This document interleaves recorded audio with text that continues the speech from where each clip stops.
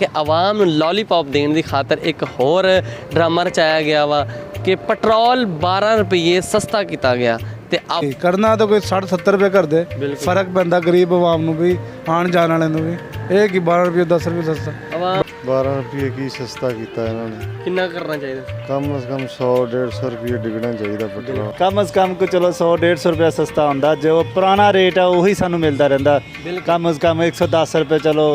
manage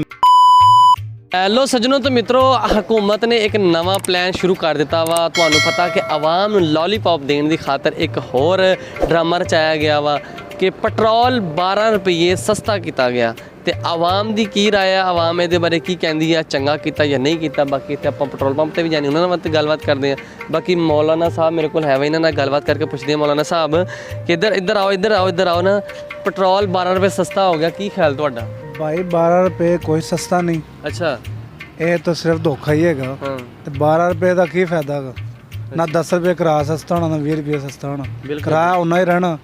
10 रुपये 12 रुपये की चीज़ कुछ भी नहीं है मतलब इतनी महंगाई करके 10-12 रुपये की सस्ता करना आवाम ਨੂੰ लॉलीपॉप देते हाँ जी करना तो कोई 60-70 रुपये कर दे फर्क पैंदा गरीब आवाम ਨੂੰ भी आन जान वाले ਨੂੰ भी ਇਹ ਕਿ 12 ਰੁਪਏ 10 ਰੁਪਏ ਸਸਤਾ बढ़ाते लॉलीपॉप दे रहे आवाम लॉलीपॉप दे रहे हैं ਤੇ ਭਾਈ ਜਾਨ ਹੋਰ ਇਹਨਾਂ ਨਾਲ ਵੀ ਗੱਲਬਾਤ ਕਰਕੇ ਪੁੱਛਦੇ ਆ ਪੈਟਰੋਲ 12 ਰੁਪਏ ਸਸਤਾ ਹੋ ਗਿਆ ਕੀ ਖਿਆਲ ਹੈ बस जी 12 रुपये की सस्ता किया इन्होंने ਕਿੰਨਾ ਕਰਨਾ ਚਾਹੀਦਾ कम से कम 100-150 रुपये डिगना चाहिए पेट्रोल जिन्नी महंगाई आवाम पिस रही है बाकी है भी हुकूमत ਨੂੰ चाहिए रिलीफ देना आवाम ਬਿਲਕੁਲ ਤੁਸੀਂ ਭਾਈ ਜਾਨ ਕੀ ਕਹਿੰਦੇ ਹੋ जी अस्सलाम वालेकुम जी 12 रुपये पेट्रोल सस्ता करने का की फायदा ਅੱਛਾ ये तो ऊँट तो छालने लाने वाला हिसाब है ਕਿੰਨਾ ਕਰਨਾ ਚਾਹੀਦਾ कम अज़ कम को चलो 100-150 रुपया सस्ता होंदा जो पुराना रेट है वही सानू मिलता रहता कम अज़ कम 110 रुपये चलो मैनेज होंदा सीगा ठीक है की मैनेज करिए ना रक्शे का किराया सस्ता होना ना कोई चीनी सस्ती होनी उन्होंने कहना जिन्हों असीं कहना ना 12 रुपये पेट्रोल सस्ता हो गया यार चीज़ सस्ती कर उन्होंने कहना फिर की होया ਲਓ ਆਪਾਂ ਪੈਟਰੋਲ ਪੰਪ ਤੇ ਵੀ ਜਾਂਦੇ ਉੱਥੇ ਜਾ ਗੱਲਬਾਤ ਕਰਦੇ ਹਾਂ ਲੋਕਾਂ ਨਾਲ ਪੈਟਰੋਲ ਸਸਤਾ ਹੈ ਤੇ ਕੀ ਕਹਿੰਦੇ ਇਹਦੇ ਆਵਾਮ ਦੀ ਕੀ ਰਾਏ ਅੱਜ ਦੇ ਨਾਲ ਲੋ ਸੱਜਣੋ ਤੇ ਮਿੱਤਰੋ ਪੈਟਰੋਲ ਪੰਪ ਤੇ ਪਹੁੰਚਿਆ ਵਾਂ ਔਰ ਪੈਟਰੋਲ ਪੰਪ ਤੇ ਪਹੁੰਚ ਕੇ ਹੁਣ ਆਪਾਂ ਇੱਥੇ ਜਿਹੜੇ ਲੋਕ ਸ਼ਹਿਰੀ ਹੋਣੇ ਉਹਨਾਂ ਨਾਲ ਗੱਲਬਾਤ ਕਰਦੇ ਹਾਂ ਉਹਨਾਂ ਕੋਲ ਪੁੱਛਦੇ ਹਾਂ ਕਿ ਪੈਟਰੋਲ ਦੀ ਕੀਮਤ 12 ਰੁਪਏ ਘਟ ਗਈ ਆ ਤੁਸੀਂ ਇਹਦੇ ਵੱਲ ਨਾਲ ਕੀ ਕਹਿੰਦੇ ਹੋ ਤੇ ਪੈਟਰੋਲ ਸਸਤਾ ਮਿਲੇਗਾ ਤੁਹਾਨੂੰ ਜਾਂ ਨਹੀਂ ਮਿਲੇਗਾ ਤੇ ਆਜੋ ਆਪਾਂ ਇੱਥੇ ਜਿਹੜੇ ਬੰਦੇ ਉਹਨਾਂ ਨਾਲ ਗੱਲਬਾਤ ਕਰਕੇ ਪੁੱਛਦੇ ਹਾਂ ਕੀ ਕਹਿੰਦੇ ਇਹਦੇ ਹਵਾਲੇ ਨਾਲ जी पेट्रोल की कीमत नवी कीमत जी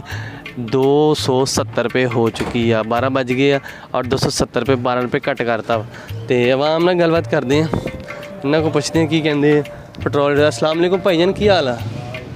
पेट्रोल सस्ता कर रहे जी हुण हो गया सर सस्ता हो गया अच्छा कितना सस्ता होया वा ये हो गया सर 12 रुपये 12 रुपये सस्ता होया हाँ जी सर आवाम नूं कितना घट होना चाहिए होर पेट्रोल खुश है नहीं कोई खुश होना कोई गरीब अजे भी रोंदे आ हुण तो ज़्यादा कितना होना चाहिए सर इन्हूं 250 तिकर ते आना चाहिए 250 तक कराना हाँ जिन्ना डीजल घटाया उन्ना इन्ना घटाना चाहिए बिल्कुल चलो जी बाकी तो शहरी होर भी उन्होंने भी गलबात करके पुछते हैं कि पेट्रोल 12 रुपये घटिया वा ये वाले ना की कहते हैं तो आवाम खुश है कि नहीं है अस्सलाम वालेकुम भाई जान की हाल है पेट्रोल 12 रुपये घटिया की ख्याल है ठीक घटिया कि किन्ने घटना चाहिए या ज़्यादा घटना चाहिए ज़्यादा घटना चाहिए कितना होना चाहिए 150 होना चाहिए 150 होना चाहिए हाँ जी लेकिन इन्होंने 12 रुपये किया सस्ता 270 हो गया तो ये फर्क की पिया इन्होंने पहले 282 से वो भी पवा रहे हैं 270 भी पवा रहे हैं 150 होंदा फर्क भी पैंदा पता चल रहा लॉलीपॉप दे रहे हैं हाँ जी आवाम सिर्फ लॉलीपॉप दे रहे हैं हाँ जी लॉलीपॉप दे रहे हैं भाई जान किन 12 रुपये पेट्रोल सस्ता आया खुश जे नहीं भाई 150 रुपये होना चाहिए 150 रुपये होना चाहिए ਤੇ ਹੁਣ ਇਹਨਾਂ ਨੇ 12 ਕੀਤਾ ਕੀ ਕਹੋ